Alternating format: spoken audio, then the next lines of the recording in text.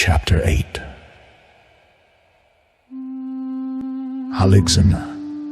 The years passed after the fall of mankind's innocence. Empires rose and broke like waves. Nations forgot the whispers of Eden. Generations drifted ever further from the Father's light. But the powers of darkness did not forget. They did not sleep. They did not weaken. Their influence, seeded by the Anunnaki and the earliest tribes, spread like roots beneath history. Among all the peoples shaped by shadowed whispers, the Greeks rose swift in mind and fierce in spirit. Their cities argued, rivaled, and sharpened one another. Curiosity burned in them like divine fire. Yet without the Father's guidance, curiosity became hunger, and hunger became ambition. And from that furnace of ambition, a figure emerged, one the giants had long foreseen. Legend said the omens blazed on the night he was born. The heavens tore open with storms. A distant temple burned without flame. And Philip of Macedon, his father, won a victory before dawn. The Anunnaki, hidden in high places, watching the movements of men, felt the fabric of destiny tighten. A child had entered the world whose shadow would stretch across continents. His name was Alexander. From his cradle in Pella, the boy radiated something unusual, something that unsettled priests, emboldened seers, and stirred ancient watchers from their hiding places. His mother Olympias whispered that Zeus was his father. But she did not understand that beings older than Olympus had long woven themselves into Greek myths. His father Philip carved kingdoms from mountains and seas, forging warriors the world had never seen. But the boy saw the world differently. At 10 years old, he tamed the wild horse Bucephalus, not through force, but by turning the creature toward the sun so it no longer feared its shadow. Watching from unseen vantage points, the Anunnaki murmured among themselves.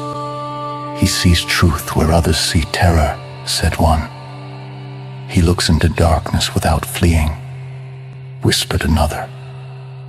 Philip embraced his son and declared, "You must find a kingdom worthy of you. Macedon is too small." Alexander grew. Aristotle sharpened his mind, teaching medicine, philosophy, natural science, and the heroic fire of Homer. Alexander read the Iliad, not his story, but his destiny. He slept with it under his pillow, believing Achilles' blood ran in his own veins. What he did not know was that a cosmic war surrounded him. A war far older than Troy, a war watching through unseen eyes. When Philip fell to an assassin's blade, the 20-year-old prince became king overnight. Rebellion ignited like sparks. Alexander crushed them with terrifying speed. He razed Thebes to the ground, not from cruelty alone, but from whispered fury fed into his spirit by unseen manipulators. The Greek world bowed. With Greece united, he turned his gaze east, toward Persia, toward empires older than Greece, toward lands where the Anunnaki's influence had rooted deep long before his birth. He crossed the Hellespont and cast a spear into the soil of Asia, claiming the continent by ancient warrior custom. At Granicus, Issus, and Gaugamela, he shattered armies far larger than his own. Cities fell: Sardis, Babylon, Susa, Persepolis. By 30, he ruled from Greece to the edge of India, undefeated, unstoppable. A mortal man straddling the line between divine purpose and shadowed deception. But victory is its own poison. He adopted Persian customs, blended cultures, demanded honor beyond kingship. His companions murmured. Some rebelled. The pale, destructive image, now deeply woven through the courts of kings, moved unseen in his shadow, whispering suspicions, feeding paranoia like venom. When Hephaestion, his closest companion, died, the king who had never bowed to any enemy, fell to his knees before grief deeper than any battlefield wound. Still he marched, still he dreamed, still the Anunnaki watched. Will he become our greatest weapon, they wondered, or our greatest threat? In India, he defeated King Porus at the Hydaspes. But at the River Bees, his soldiers refused to go farther. For the first time, Alexander met a boundary he could not conquer. The will of weary men, he turned back carrying visions of worlds beyond the horizon. Visions that would never be realized.